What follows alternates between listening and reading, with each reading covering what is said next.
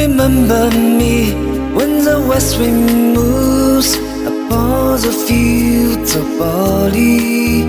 You forget the sun in the straight sky as we walk. Right, today we're testing the Teknetics Patriot. I think these are pretty well a clone of or identical to a Fisher F70, but I'm not 100% certain of that. Right, we'll switch it on. The on-off switch volume is at the back there. Normal erratic behaviour you would expect from a Teknetics or a Fisher.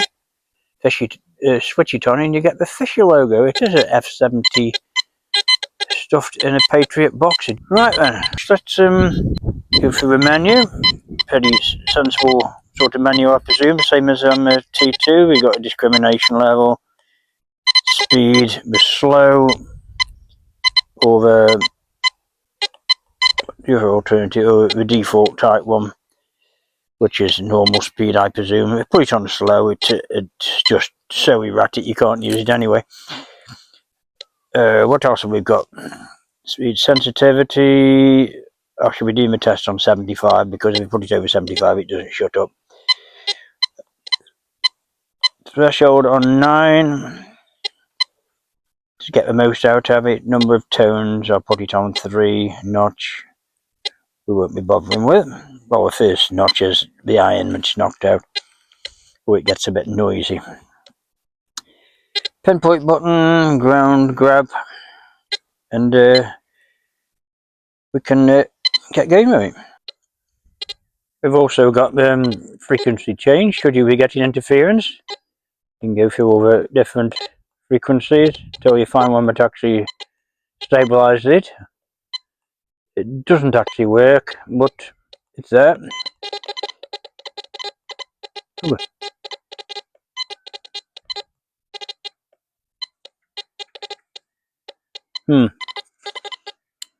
Right, we'll start the Teknetics Patriot test off.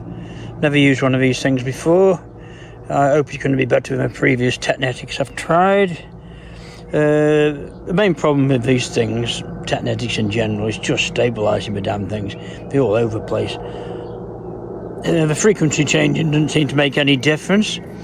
But now it seems to have shut up for 5 minutes. I'll try it. Gold chain, 20 inches long, rolled up into a ball at 1 inch in depth.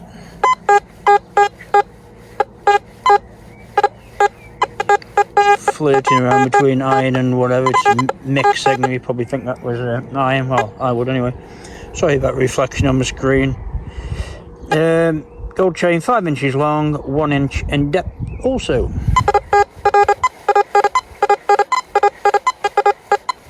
I suppose if you on a beach with using one of these things or whatever, then you might get to recognise that sort of signal and think it might be a gold chain. Who knows? Small Roman bronze, 3 inches. No problem. Small pewter button, 4 inches. 6 inches. Nope. Jumping around all over the place, so it's out of its range. Right, and Galena at 6 inches. I've got iron rejected on this, by the way. That's all. Just about to get it just above the iron, as you would expect. Thin copper ring. 8 inches we'll try first. No, it won't be the 10-inch one, then I was just going to start on that. Right, coke, see where that comes in.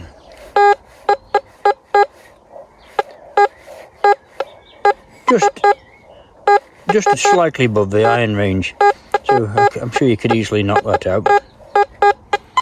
See where we were with the Roman bronze again. Yeah, it's coming in about 24, 23, 22 around that area, so the coke's below that. Right, separation and discrimination. Iron cord 2 pence.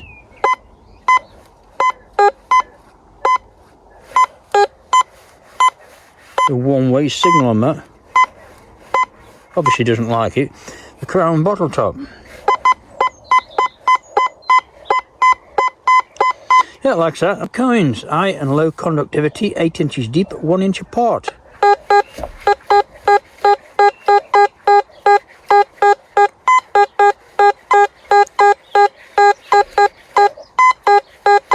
Tone-wise, it's nearly doing it.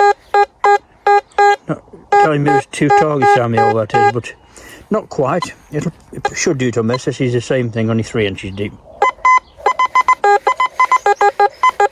Yep. 20p and ring pull. This where numbers do come in useful for digital reader. That's 42 and with 20p, 42. So you're not going to be able to separate those. 2 coins, high and low conductivity with a iron staple in the middle, 3 inches deep.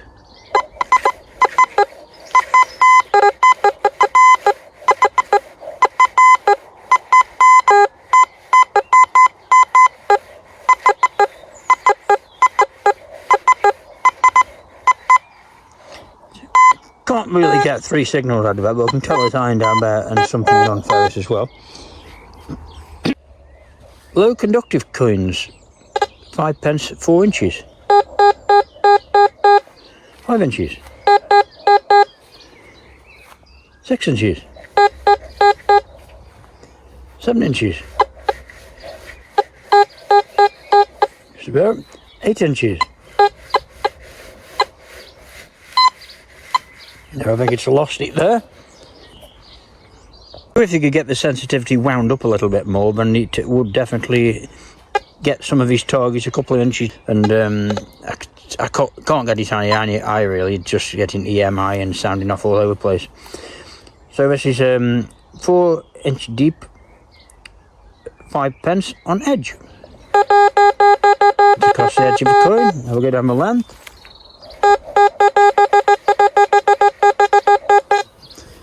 Same thing, 5 inches deep.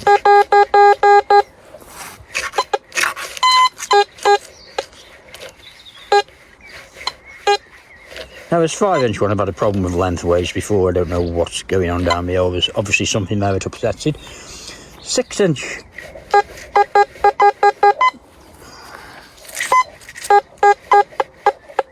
I don't suppose it's going to do the 7-inch one on edge, but we'll try.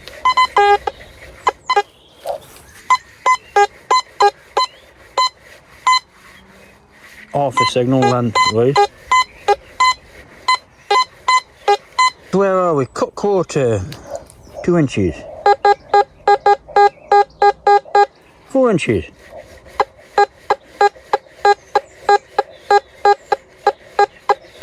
I thought it would have got that. Well, it is getting it, I suppose, but I thought it would have got it better. 5 inches.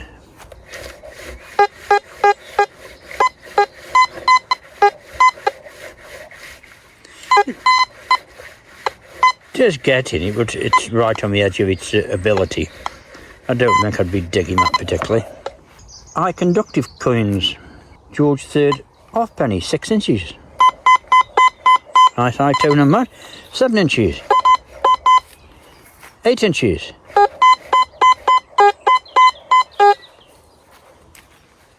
9 inches.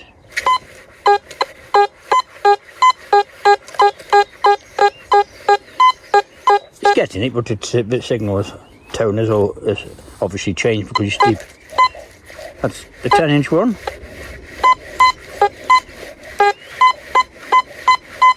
Yeah, 10 inch. 11 inches.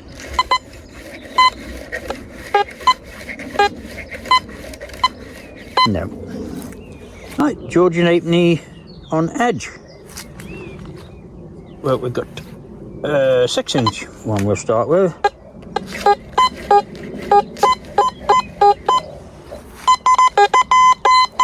Yeah, we get that one. 7-inch.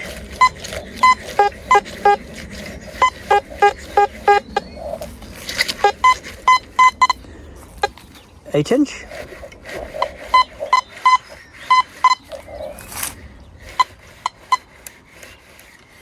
No, we're going to have to steam on that. Cartwheel pennies. We'll start with a 10-inch one, I'm sure it's capable of that. 11-inch. 12-inch, 13-inch, 14-inch,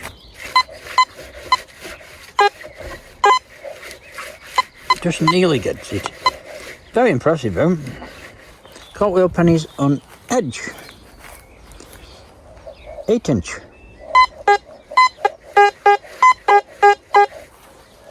lengthways,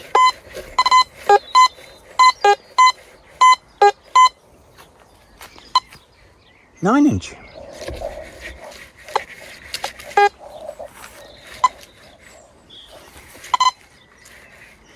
nope, run out of steam. Right, onto the artifacts. Large musket ball, 4 inches, 7 inches, small bottle, 6 inches, small bottle, 8 inches, fibula, 3 inches, fibula, 5 inches,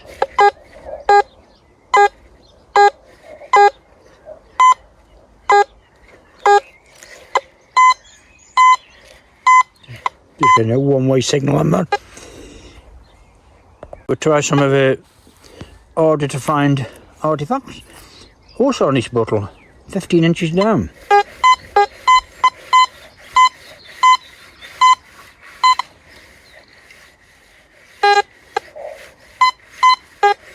I suppose if you got to know the machine, you'd probably dig some of his one-way signal. Large musket ball, 10 inches. Fibula, 7 inches.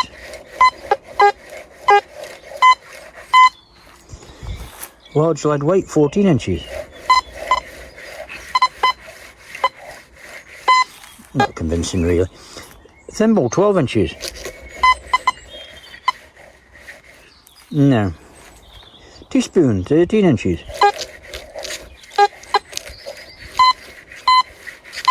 Obviously when something's on the edge of its range, you do get a one-way signal. Or would you get a one-way signal if it was iron, like you do with most detectors? I don't know. Small bottle, 10 inches. Right, we'll do the silver coins now. Victorian silver threepenny bit, 6 inches.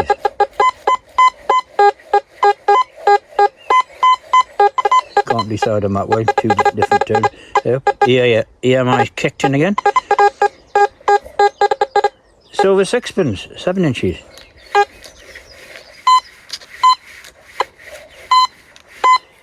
Shilling, 8 inches. Not very good on the silver.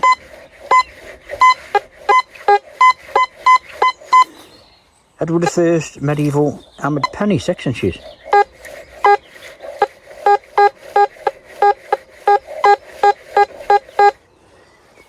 Hammered threepenny bit, 1563, 8 inches.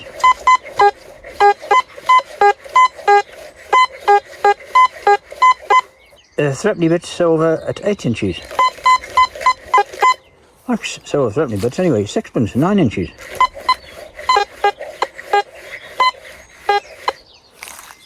Ten-inch shilling. 12-inch florin. Half crown, 14 inches.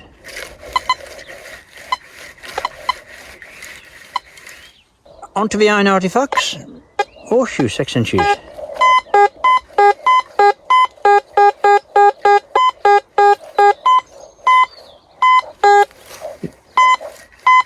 I think you'd be digging that. Large iron bottle. 20 pence, 8 inches down with 3 nails directly on top of it.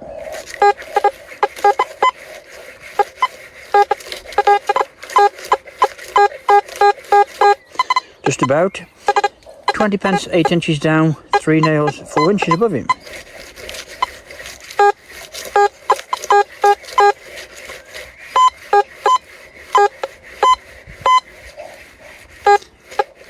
Not really, no. But won't get that, won't get that. Large nail, 6 inches, 20 pence sitting directly on top of it.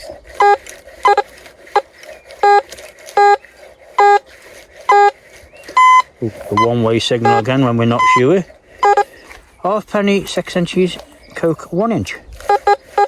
That's a Coke coming into number 18. The Georgian halfpenny.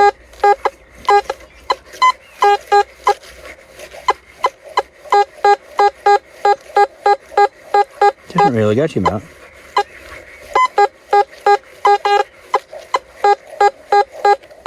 Coke. Just a bit of a squeak on that, but this is one of the only detectors that actually failed to do that. Penknife. Horseshoe 2 inches, 20 pence below 6 inches. 20 pence 2 inches, horseshoe 6 inches. 6 halfpennies stacked up 11 inches deep. 100 mixed coins in a pot 20 inches deep.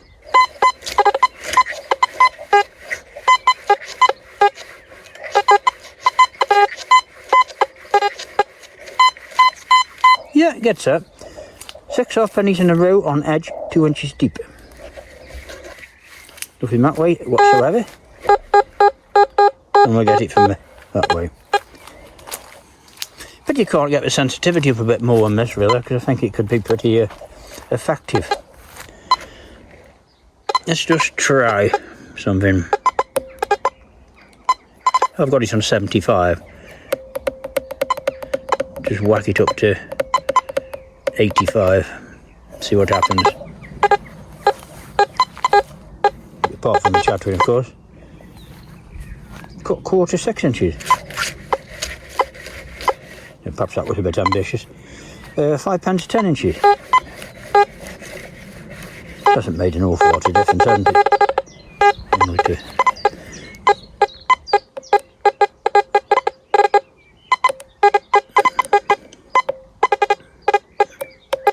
Knock it down to 75 again. Speed. Now that's another one that's supposed to increase the depth. So if we go on slow, that should get things deeper. But unfortunately, it gets a bit more erratic then.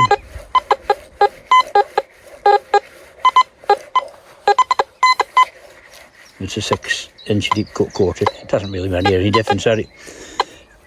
Let's try the half crown again. But believe me, on the slow mode, it's very erratic. But might be worth a try if you don't get much EMI where you live. Remember me when the west wind moves upon the fields of barley. You forget the sun in the jealous sky as we walk in fields of gold. Not a great detector, is it? Good on high conductors, but terrible on low conductors and small items. And gained a pretty average all-round score, really. I can't get my head around why they created a new detector and put the circuit board out of another on it to at least get the Teknetics logo appearing on the screen when it was switched on instead of a Fisher. It would have been a bit more convincing. So if I just bought a Fisher F70, I would have been a bit cheesed off if I could have bought the same detector for nearly $300 less, when the only difference basically was a Teknetics sticker on the front of the control box instead of a Fisher. Crazy. Anyway, thanks for watching. I'll be back very shortly with a new video. Bye for now.